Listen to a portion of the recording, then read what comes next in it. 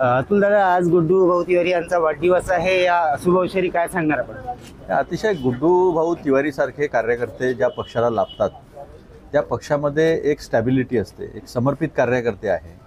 पक्षाने सत्ता पण बघितली, पक्षाने वाईट काळ पण बघितला आणि ह्या दोन्ही काळांमध्ये गुड्डू भाऊ जे आहे ते कायम काँग्रेस पक्षासोबत राहिले. या चंदननगर परिसरामध्ये, संपूर्ण नंदनवनपासून मेडिकलच्या परिसरामध्ये, त्याच्याही पलीकडे गुड्डूभाऊ हे समर्पित भावाने लोकांची कामं करतात. सत्तेत असो नसो गुड्डूभाऊ हे कायम लोकांसाठी उपलब्ध असतात, लोकांची कामं करतात. स्त्री पुरुष समानता मानणारा व्यक्ती आहे, आंबेडकरी विचारावर पण श्रद्धा असणारा व्यक्ती आहे आणि एकूण संविधानाला लक्षात घेऊन काम करणारा व्यक्ती असल्यामुळे काँग्रेसने नेहमी जे आहे ते त्यांना स्थान दिलेलं आहे. काँग्रेसचे ते एक नावाजलेले नेते आहेत, कार्यकर्ते आहेत आणि काँग्रेस विचाराला समर्पित आहे. तर कार्यकर्ता कसा असावा एखाद्या पक्षाचा, तर आपल्याला गुड्डूभाऊ तिवारीचं नाव त्याच्यात अग्रक्रमाने घ्यावं लागेल. आज वाढदिवस आहे त्यांचा, कशा प्रकारची शुभेच्छा आपण आपल्याकडून द्यावी? आमच्या शुभेच्छा आहे येऊ घातलेल्या निवडणुकीमध्ये त्यांना यश मिळो, सर्वोच्च पद त्यांना मिळो अशा माझ्यातर्फे मी त्यांना शुभेच्छा देतो. गुड्डू नमस्कार. सर्वात अगोदर आपल्याला वाढदिवसाच्या हार्दिक शुभेच्छा. धन्यवाद. काय सांगणार, आज वाढदिवस आहे, सर्व कार्यकर्ता मित्रमंडळींनी आपला वाढदिवस फटाफट साजरा करत आहे, काय सांगणार? प्रभागातील नागपूरच्या जनतेचा माझ्यावर प्रेम हे दिसून येते. या वाढदिवसानिमित्त आम्ही कोणाला बोलवत नाही, लोक आपल्या चालून येतात आणि मला विश करतात, आशीर्वाद देतात आणि त्यांची इच्छा पूर्ण हो अशी विनंती सुद्धा करतात. माझं वाढदिवसानिमित्त प्रत्येक वर्षी काही ना काही नवीन संकल्प आपला असतो वाढदिवसानिमित्त. यावेळेला काय नवीन संकल्प आपण केला? सगळ्यात पहिले तर येणाऱ्या महानगरपालिकेची निवडणूक येणार आहे. त्या निवडणुकीत याच्या पहिले जे आमचे नगरसेवक होते किंवा जे 5-6 वर्ष यांनी राज्य केलं, त्यांनी काय केलं काय नाही केलं ते आम्हाला सगळ्याच्या समोर आणायचं आहे. आणि या जनतेने गव्हर्नमेंटने काय केलं ते आम्हाला सगळ्यात पहिले समोर आणून द्यायचं आहे. महागाई वाढवली आहे, त्यानंतर रोजगार नाही आहे, लोकांना शिक्षण नाही आहे, हेल्थचं काम नाही आहे, कचऱ्याचा तुम्ही का जेवढं तिथं कचरा पडलेला आहे.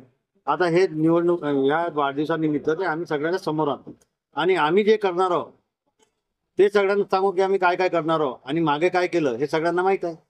आमच्या प्रभागात किंवा नागपूर शहरात विभागात काही कोणतंच काम झालेलं नाही. आता माझ्याकडे एक ही लायब्ररी मी सँक्शन केली होती, मी कार्पोरेटर असताना ती लायब्ररी दुसऱ्या कडे टाकण्यात आली. जिम तयार करणार होतो ते जिमही दुसऱ्याकडे टाकणार असं खूप लोकांसाठी आहे. ही लायब्ररी सगळ्यात मेन आहे की ही लायब्ररी जे शिक्षित वर्ग आहेत त्यांना ही लायब्ररीची खूप जरूरत आहे आणि ती लायब्ररी मी तयार करणार आहे आणि बाकी जे लोकांचे कामं आहे ते करण्यात आम्ही समोर येणार. माध्यमातून आपल्याला आपले जे चाहते वर्ग जे बघत आहे त्यांना काय प्रेम संदेश आपला असणार आहे? फक्त मी सगळ्यांना एकच देतो की जसं त्यांनी मला साथ दिलेला आहे मी त्यांच्या ऋणी आहे आणि त्यांच्या ऋण लवकरात लवकर बाहेर करण्याचा जसा वेळ येईल तसा मी करतो. तुम्हाला माहित आहे आता ते पाण्याचे बिल आहे, ते पाण्याचे बिल किती वाढलेलं आहे. पहिले 3 महिन्यातून बिल येतात, आता महिन्यातून बिल देतात. तसं ते MSEBीचे बिल आहे लाईट, ते स्मार्ट मीटर लावत. आता स्मार्ट मीटर लावायची जरूरत कोणाला? फक्त आपल्या माणसाला फायदा पोहोचवण्यासाठी ते सगळे म्हणजे पाण्याचे बिल आणि मीटर हे सगळं. आणि दुसरी गोष्ट सांगताय की जे आता इलेक्ट्रिकचे अंडरग्राऊंड चालू आहे, त्या अंडरग्राऊंडमध्ये खूप प्रकारचं करप्शन आहे. ते उघडीस आणणं खूप जरुरी आहे. आणि काल काही झालं, ब्लास्ट झाला तर त्याच्यात लोक मरणार आहे 100% गॅरंटी आहे. ते आम्ही इलेक्शनचं जिंकलं तर पहिले आम्ही ते करणार. आम्ही विकास भाऊ ठाकरे यांनी पत्रपरिषद घेतली होती आणि त्या पत्रपरिषदमध्ये धरमपेठ झोनचा एक मुद्दा आला होता टॅक्सचा. तो टॅक्स डुप्लिकेट टॅक्सवर भरत आहे. तर मी सगळ्या जनतांना एकच विनंती करतो आहे की त्यांनी टॅक्स भरताना सावधान राहावे आणि ओरिजिनल रसीद घेऊन आपलं बरोबर करून ते टॅक्स भरावं. काही अडचण असेल तर आमचे जे काँग्रेसी कार्यकर्ता त्यांच्याकडे ज्या प्रभागातल्या बस्तीतील त्या लोकांना जाऊन काँग्रेसी कार्यकर्त्यांना भेटावे आणि आपली अडचण सांगावी. कशा प्रकारे धन्यवाद सर्व मित्रमंडळींना देऊ? आता मित्रमंडळी म्हटल्यामध्ये त्यांना धन्यवाद देता येत नाही, कारण ते घरचे पारिवारिक लोक झाले आणि परिवाराला माणूस धन्यवाद देत नाही. फक्त त्यांनी माझ्या असा सोबत राहा, मी त्यांच्या सोबत.